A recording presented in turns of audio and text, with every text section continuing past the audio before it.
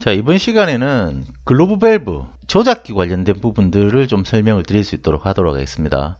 원래 이제 이번 시간에는 글로브 밸브의 선정 방법과 글로브 밸브 특징에 대해서 좀 설명을 드리려고 했는데, 먼저 이 구동기 관련된 부분들을 먼저 설명을 드리고 난 뒤에 선정 방법과 이제 특징에 대해서 설명을 드리는 게 훨씬 더 순서가 맞을 것 같아서 이 구동기 부분들을 먼저 설명을 드릴 수 있도록 하도록 하겠습니다. 먼저 그림에 보시는 바와 같이 글로브 밸브 조작기는 총 3개의 종류로 나눠진다고 보시면 될 것 같아요. 첫 번째는 이제 전자유압식, 두 번째는 모터 구동식, 그리고 세 번째는 이제 공압식, 이런 식으로 구성이 된다고 보시면 될 것 같아요. 아무래도 전자유압식은 유압의 힘으로 이제 밸브를 동작시키는 방식이고, 모터는 모터의 힘으로 이제 밸브를 구동하는 방식이고, 공압식은 에어를 이용해서 이제 밸브를 구동시킨다고 보시면 될 것 같아요. 자, 각각의 밸브의 특징에 대해서 좀 설명을 드릴 수 있도록 하도록 하겠습니다.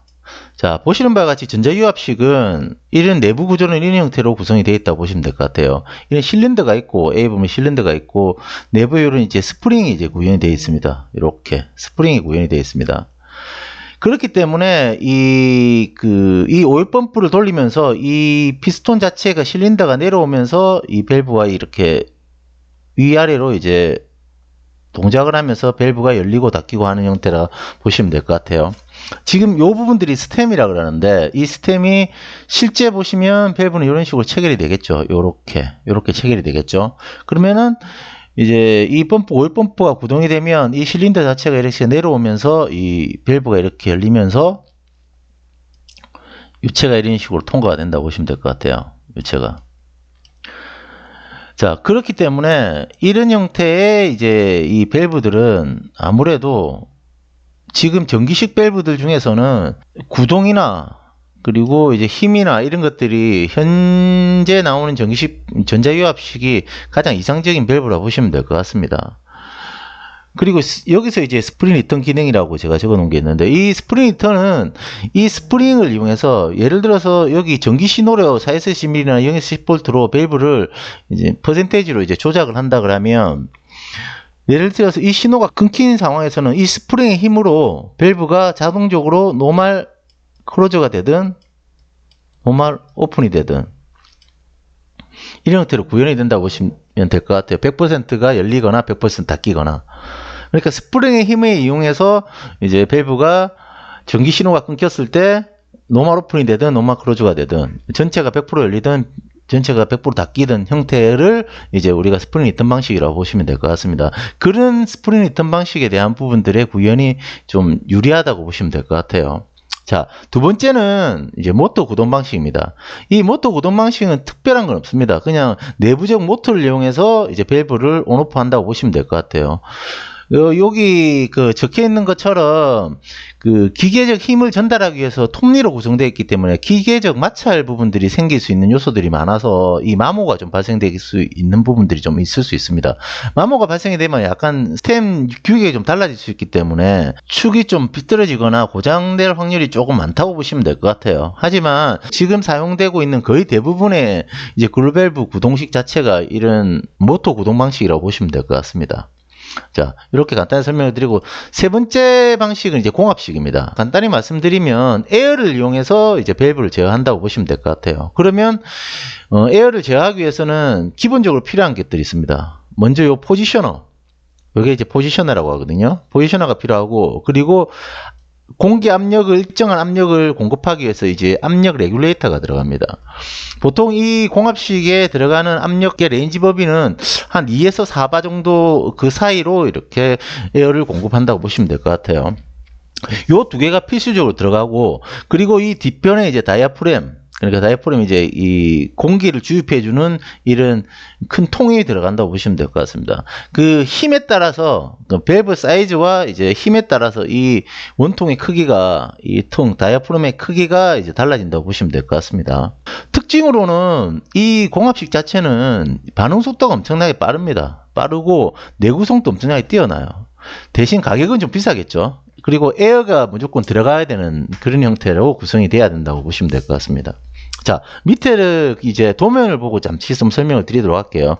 사실 공합식 밸브들은 일반 프로세스 라인이나 다른 부분 이제 그 산업 플랜트 쪽에 엄청나게 많이 사용되는 밸브이기 때문에 이 공합식 밸브에 대한 원리에 대해서 잠시 좀 설명을 드릴 수 있는 시간이 좀 필요할 것 같아서 자세하게 좀 설명을 좀 드리도록 하겠습니다. 자, 여기 보시면 포지셔너가 이렇게 들어가 있습니다. 그리고 여기에 레귤레이터가 들어가 있죠.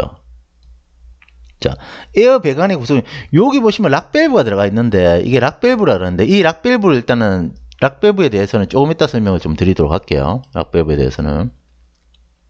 자, 이 두 개는 공합식 밸브에 무조건 들어가야 되는 겁니다. 그럼 에어 라인이 일단 이런 식으로 공급이 되겠죠. 레귤레이터. 그러면 일정 수준 3바 정도로 이런 식으로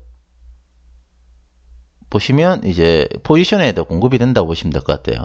그럼 포지셔너가 다시 이 포지셔너가 이런 식으로 해서 이제 다이프램 쪽으로 이제 에어를 공급하는 이런 형태의 구성이라고 보시면 될 것 같아요. 자, 그럼 여기서 우리가 보통 이런 이제 공합식 밸브는 이 스템, 이 부분 있죠. 이 부분이 이렇게 내려가 있으면 클로즈입니다. 올라가 있으면 오픈이고. 그렇다고 보시면 될 것 같아요. 그러면 보통 이제 에어가 들어가는 곳이 우측의 그림처럼 포지션에서 이런 식으로 위로 이렇게 에어가 공급이 된다 그러면 스프링은 밑에 있을 겁니다. 이런 식으로 스프링이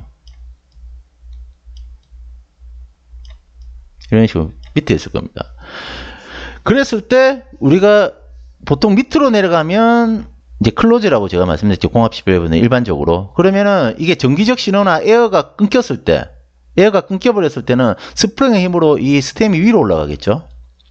위로 올라가기 때문에 이게 그렇게 되면 이게 노멀 오픈 밸브가 되는 겁니다. 자, 그 다음에 스프링이 위에 있을 수도 있죠. 이런 식으로.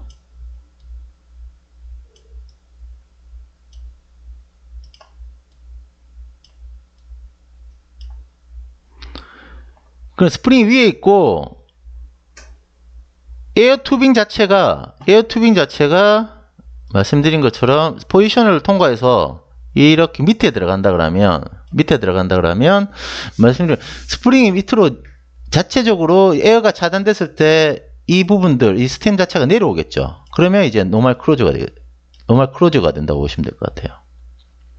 그런 형태로 해서 공합식 밸브가 스프링 리턴 방식이 어떤 식으로 구성된다는 것들을 확인을 할 수가 있습니다. 에어가 들어가는 방식에 대해서 어떤 식으로 노멀 오픈 밸브고 노멀 클로즈 밸브라고 이제 확인이 가능한 거죠. 자, 그러면 여기서 제가 잠시 좀 지우도록 하겠습니다.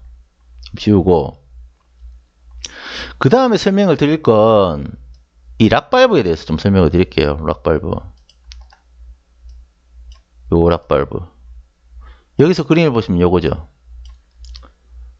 요 구성이 어떤 거냐면 요렇게 보시면 될 것 같아요. 이제 에어가 들어오면 레귤레이터를 통과해서 포지션을 거쳐서 락밸브를 통과해서 이제 밸브로 구성이 되고 여기서 이제 들어오는 레귤레이터에 들어오는 이 에어 배관 자체의 한계를 락밸브와 연결을 하는 거죠. 요게 요런 구성입니다. 근데 락밸브의 역할은 뭐냐? 한마디로 말씀드리면 어떤 밸브가 조작을 하면서 한 30%나 정도 열려서 이제 조작을 하고 있었다고 보면 에어가 끊기면 보통은 이 락밸브가 없으면 노멀 클로즈가 되거나 오픈이 되거나 노멀 클로즈가 될 겁니다. 하지만 이 락밸브 역할은 제일 마지막에 에어가 끊겼을 때의 그 30%를 유지시켜 줄 수 있는 그런 장치라고 보시면 될 것 같아요. 그러니까 에어가 공급이 되면서 에어가 차단이 되면 그 압력을 차단시켜서 에어 차단되기 바로 전 값을 유지시켜 줄 수 있도록 구성하는 것이 이 락밸브의 역할이라고 보시면 될 것 같습니다. 그래서 이제 회로 구성상 이런 식으로 구성을 하는 거죠. 여기서 보시면 자, 에어가 이런 식으로 공급이 됩니다. 레귤레이터에다가 이렇게 공급이 되죠. 그러면 에어 공급의 한계가 이렇게 빠져나가서 락밸브로 이렇게 연결이 됩니다.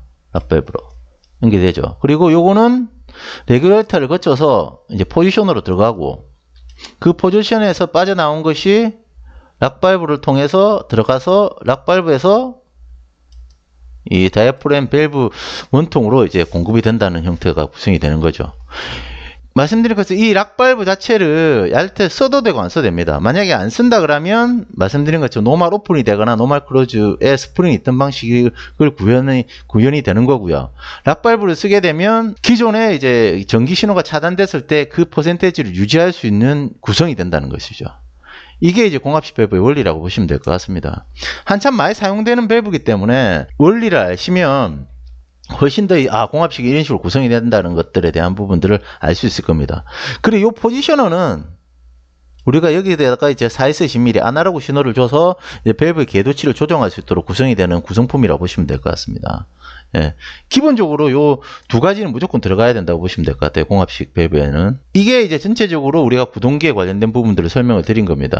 이 다양한 산업 분야나 공장 그리고 빌딩 쪽에 이런 이제 글로밸브들이 많이 사용하기 때문에 이런 원리들을 좀 알면 밸브가 설치가 됐을 때 이런 이 타입은 이 타입의 밸브고 공합식은 이런 식으로 운영이 되는구나 하는 것들에 대한 부분들을 좀 상식적으로 아시게 되면 나중에 이제 현장에 갔을 때도 한 번 더 이제 유심히 볼 수 있는 기회가 될 수 있을 거라고 생각이 됩니다. 자, 여기까지 자동 제어 글로밸브의 구동기에 대해서 설명을 드렸습니다. 예, 감사합니다.